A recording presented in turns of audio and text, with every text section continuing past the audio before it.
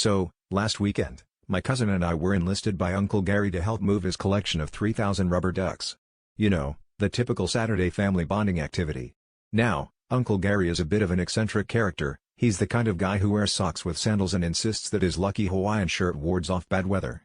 Anyway, we were hauling box after box of these little quackers into his garage when I noticed something odd. The entire backyard was transformed into what looked like a mini river, complete with tiny rapids and little bridges. Naturally, I asked Uncle Gary what was going on, and he just chuckled, saying, "Oh, just setting up for the big event." Turns out, Uncle Gary had been secretly hosting the national championship duck race in his backyard for the past 5 years.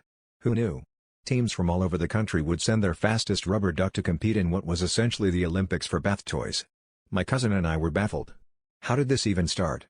Uncle Gary explained that it all began when he jokingly raced some ducks in a kiddie pool at a family barbecue, and somehow, word spread. Now, it was a full-blown spectacle complete with commentators, duck trainers, and even a duck batting pool. As the day progressed, we found ourselves swept up in the excitement. The backyard was buzzing with energy as ducks with names like Quack Sparrow and Peking Thunder prepared for the race of their lives.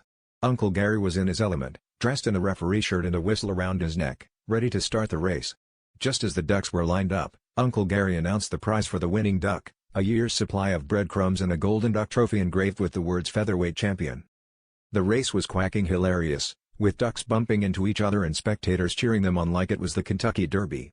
In the end, Sir Quack Salad took home the gold, and Uncle Gary, with a twinkle in his eye, handed over the trophy. As the crowd erupted in applause, Uncle Gary leaned over to me and said, "You know, the real winner here is the Quack of Dawn."